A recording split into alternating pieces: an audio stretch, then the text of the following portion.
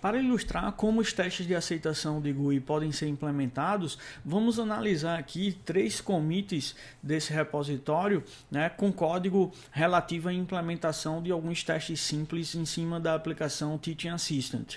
Tá? Então, primeiramente, a gente vai analisar esse commit que tem como objetivo marcar os elementos HTML da nossa interface gráfica para que eles possam ser referenciados no teste. Então, se no teste, por exemplo, uma das ações que a gente quer tomar é clicar em um determinado botão, a gente tem que antes, no HTML, dar um nome a esse botão para que ele possa ser referenciado no código do teste. Então, vamos olhar aqui o código desse commit. Então realmente a gente mexeu no arquivo alunos HTML, no componente de alunos, na página HTML desse componente de alunos, que é a parte da GUI responsável por cadastrar novos alunos. Então ela tem um campo aqui que a gente está vendo em vermelho, a gente tem um campo nome, né, onde é digitado o nome do aluno a ser cadastrado, e o que a gente fez nesse commit foi dizer que esse elemento HTML input aí responsável por pegar o nome do aluno, ele vai ser chamado namebox. Certo? Então, aqui é isso que a gente está dizendo, é dando o identificador, né, o nome namebox para esse elemento HTML, de forma que quando a gente, lá no código do teste, referenciar namebox, a gente está falando justamente sobre esse componente daqui.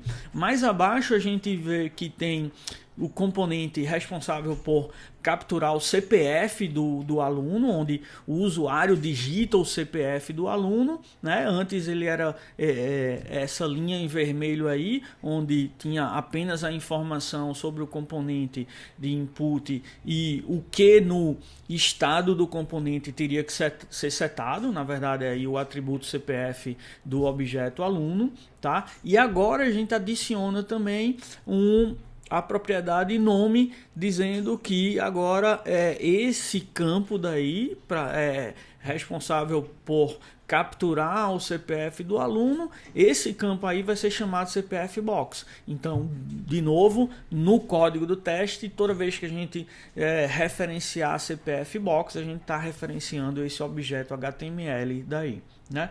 Mais abaixo, no código responsável por listar todos os alunos já cadastrados, né? Basicamente é uma tabela onde a gente lista aí em cada linha da tabela o nome e o CPF do aluno, era o código que a gente tinha antes. Agora a gente dá nome aos elementos HTML. A linha vai ser chamada, a tabela vai ser chamada aluno list, né? E cada linha dessa tabela, né, vai ter 2 colunas, uma responsável pelo nome do aluno, outras pelo CPF do aluno, e a gente nomeia isso como sendo nome list e CPF list.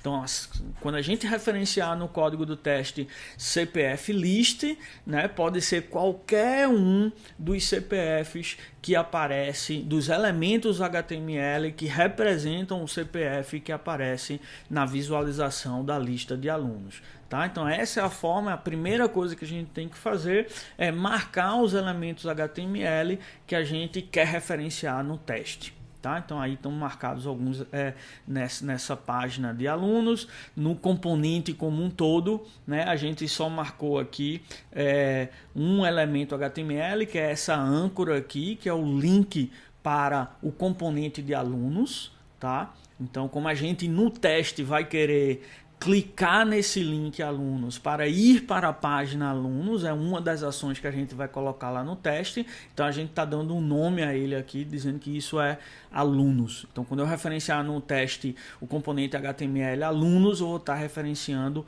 essa âncora daqui, certo? E aí quando eu pedir para, por exemplo, clicar no elemento HTML de nome alunos, ele vai clicar justamente nessa âncora daí, tá?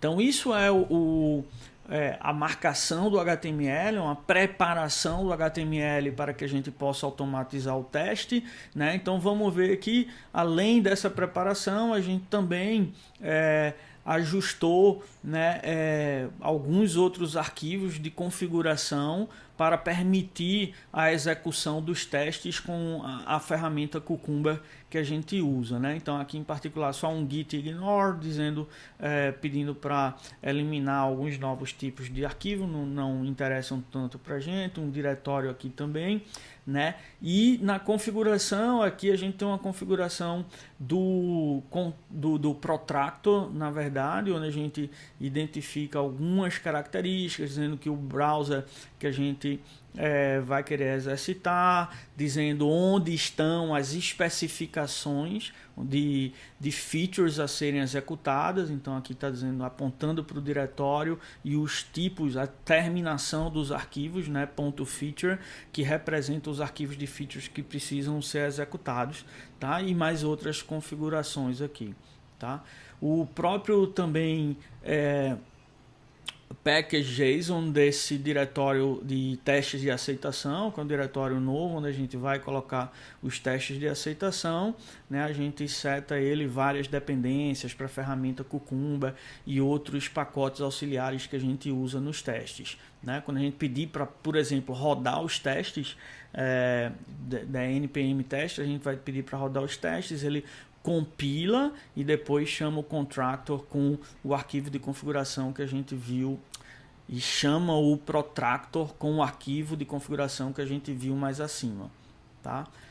Aqui outro arquivo de configuração também do compilador de TypeScript, né? Com mais algumas configurações específicas para ajudar a gente a rodar os testes.